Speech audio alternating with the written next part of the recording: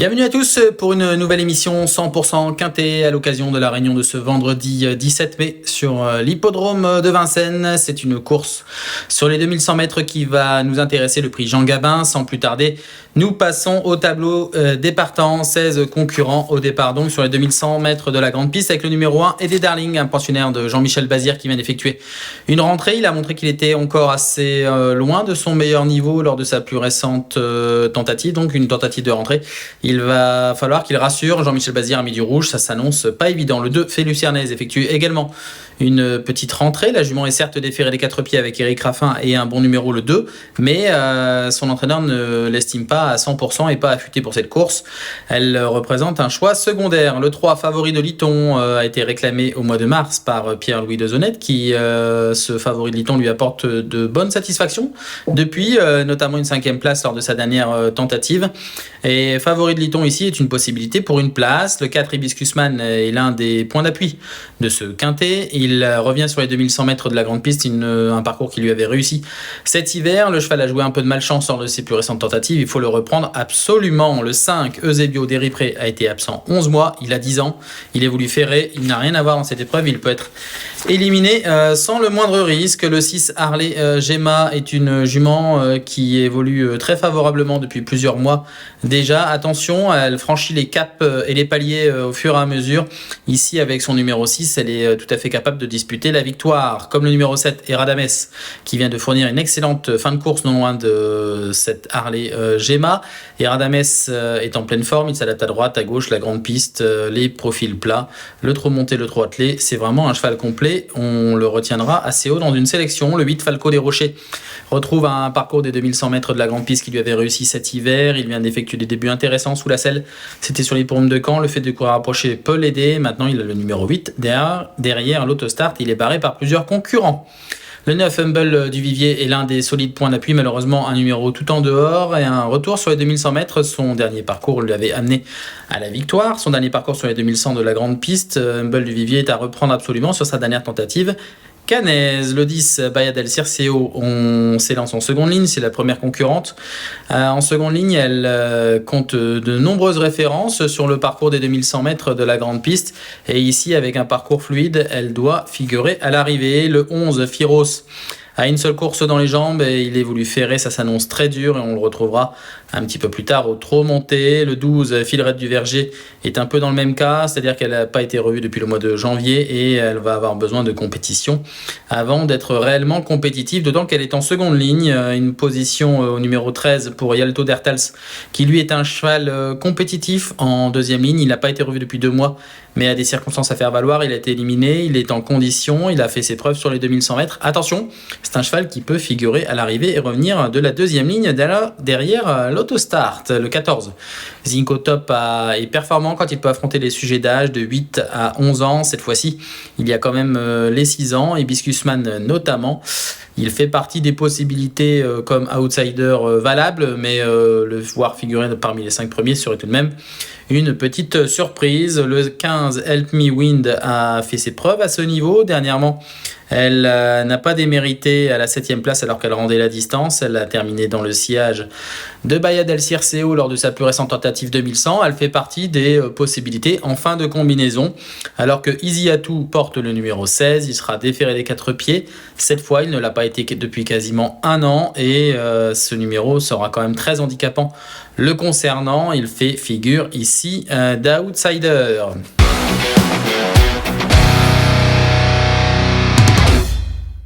Il est temps de passer à notre choix de 5 chevaux et 5 chevaux quasiment en première ligne avec pour commencer le numéro 6, Harley Gemma, une pensionnaire de Marc Sassier. Les élèves de Marc Sassier sont vraiment inarrêtables en ce moment. Ils figurent dans toutes les catégories attelées, montées, les chevaux d'âge, également le top niveau. Harley Gemma est une jument qu'on va revoir lors d'une course de référence. Malheureusement, fautive. On les retrouve ici un peu avant la mi-ligne droite. Harley Gemma fait mouvement tout en dehors et elle vient prendre l'avantage tout en penchant un petit peu sur sa gauche. Et en voulant la redresser, Benjamin Rochard n'a pu éviter la faute de sa jument. Les Gemma venait littéralement transpercer ses adversaires. Elle retrouvait d'ailleurs en cette occasion plusieurs concurrents qu'elle va affronter à nouveau. Baya del Circeo s'était retrouvé complètement bloqué en dedans sans jamais avoir pu s'exprimer à la 8e place. Favori de Liton qui portera le numéro 3 dans ce quintet était également malheureux dans le sens où il n'avait pu s'exprimer. En tout cas, Harley Gemma a depuis cette tentative du 20 avril dernier à Anguin couru sur l'hippodrome de Vincennes et a eu un excellent comportement. Elle s'est retrouvée nez au vent pendant les 1000 derniers mètres et avait malgré tout très bien tenu sa partie jusqu'au bout. On va la revoir d'ailleurs dans une course de référence un tout petit peu plus tard. Cette Harley Gemma est une jument vraiment sur la montante. Piste plate, elle est encore plus performante, mais attention, d'ores et déjà sur la grande piste, elle fait d'excellentes valeurs ici. Elle a notre préférence, elle mériterait de renouer avec le succès. En deuxième position, nous plaçons un concurrent tout en dehors, un élève de Sébastien Ernaud. Il s'agit de Humble du Vivier, le numéro 9 qu'on revoit lors d'une course de référence également. C'était les 2700 mètres de la grande piste. Ce concurrent Humble du Vivier qu'on retrouve à la sortie du tournant final est bloqué derrière différents concurrents. Il doit patienter et s'accroche même un court instant avec un rival le long de la corde avant de bien se comporter jusqu'au bout. C'était les Snipers qui avaient pris l'avantage tout en dehors, notamment Charlie Haas, un élève de Eric Bondo qui terminait le mieux tout en dehors devant Boléro Gare qui avait également progressé par les ailes. Grithoff Madrix se classait 3e juste devant Humble du Vivier qui avait fait très bonne contenance jusqu'au bout, d'autant que c'est un cheval qui possède davantage de tenue que de pointe de vitesse pure. Depuis, ce trotteur a fait des débuts à main droite chez Sébastien Ernaud sur les pompes de Caen. Il avait du gaz, mais malheureusement il s'est montré fautif à la sortie du tournant final. C'était ici un concurrent vraiment à racheter. Il mériterait, comme cette Harley Gemma que nous avons placée en tête, de renouer avec le succès. C'est un sérieux postulant à la victoire. Il a trotté 1:11:5 sur les 2100 mètres de la grande piste il y a de cela quasiment un an. C'est sa dernière victoire sur le parcours. Et Humble Vivier fait partie vraiment des toutes premières chances de cette épreuve. En troisième position, nous avons placé le numéro 4, un trotteur âgé de 6 ans. C'est Hibiscus Man qui fait son retour sur les pommes de Vincennes. Hibiscus Man que l'on va voir en image dans le sud, c'était à l'occasion de la deuxième étape du Grand National du Trot. L'étape de Marseille remportée par Orchestro qui a depuis confirmé, notamment à Vincennes, et avant d'aller en Suède disputer le Harper Hanover. Hibiscus Man avait pris la tête à un tour du but, avait fourni des efforts car c'est un cheval qui démarre pas très vite.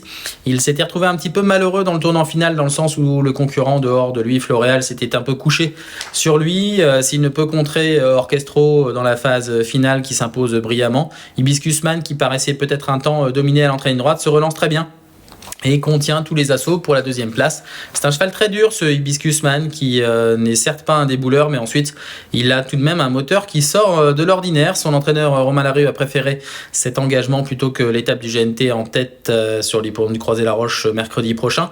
Sans doute à bon escient, car ici il a hérité d'un bon numéro, le 4. C'est un cheval qui avait gagné cet hiver sur les 2100 mètres de la grande piste en devançant de très peu un télo de Chenu. Dernièrement à Caen, il a loupé son départ, pas très heureux dans les raquettes, en tout cas pas élancé au mieux sur une volte à main droite. Et ici, Hibiscus Man a tout à fait les moyens de renouer avec le succès. C'est un cheval très performant, très dur, qui n'a besoin de personne. Et l'autostart ne peut que l'aider. Hibiscus Man et même un lauréat en puissance. En tout cas, ils sont 3, semble-t-il, à se détacher assez nettement. Le 6, Harley Gemma, le 9, Humble Vivier et ce numéro 4, Hibiscus Man. En quatrième position, nous avons placé dans notre sélection le numéro 7, Eradames, un élève de Clément Thomas. On le revoit en image lors d'une tentative très récente, il y a de ça un peu moins de 10 jours. Eradames s'était retrouvé assez loin dans le parcours, c'était un parcours des 2700 mètres de la grande piste. Il était encore en retrait dans le tournant final avant de très bien s'allonger dans la phase finale. Le cheval échoue de peu finalement pour la deuxième place.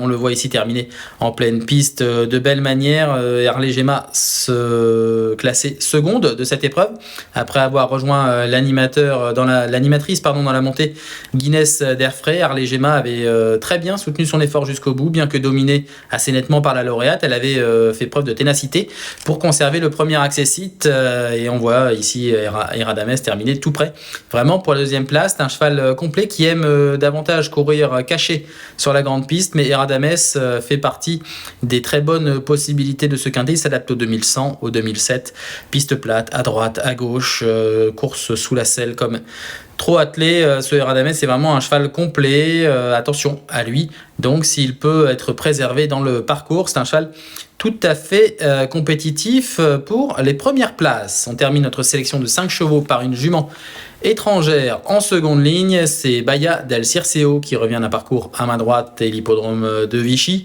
Bahia del Circeo, c'est pas compliqué, c'est 7 victoires sur les 2100 mètres de la grande piste, ce qui en fait une spécialiste vraiment du parcours. Elle est tout à fait en pleine possession de ses moyens. Il faut donc effacer sa dernière tentative à main droite, c'était sur l'hippodrome de Vichy.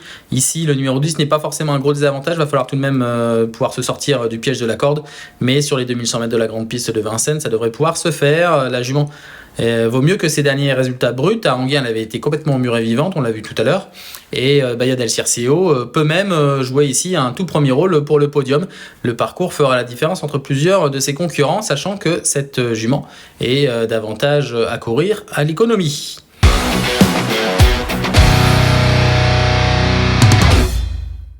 Il est temps de passer à notre récap de 5 chevaux de ce quintet de vendredi sur les 2100 mètres de la grande piste. Le prix Jean Gabin, nous avons placé en tête Harley Gemma et la forme euphorique des élèves de Marc Sassier. Cette jument mériterait de renouer avec le succès. Le 9 Humble du Vivier est proche de sa course.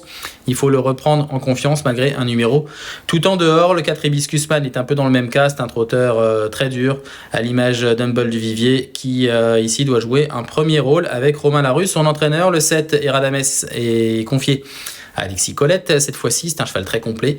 Il fait partie des bonnes possibilités, des bonnes bases de ce quintet. Ensuite, en 5e position, le 10 Bahia del Circeo, la spécialiste des 2100 mètres de la grande piste.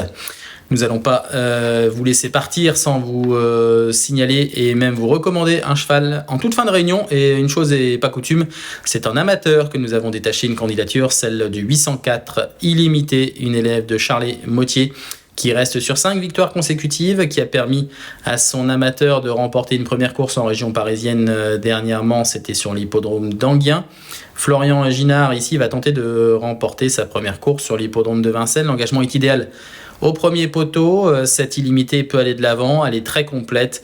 Certes, il y a un lot très intéressant dans cette catégorie d'amateurs et la 8e course du programme, avec notamment Indus Val à 25 mètres, mais Illimitée va falloir tout de même en faire le tour, et ça s'annonce très peu évident. C'est ici une très bonne base pour terminer la réunion, le 804 Illimité. Il ne me reste plus qu'à vous souhaiter une bonne étude de la réunion de ce vendredi sur l'hippodrome de Vincennes. Un quintet assez ouvert pour les 4-5e places, mais de bonnes bases au départ. Je vous dis à bientôt et bon jeu à tous.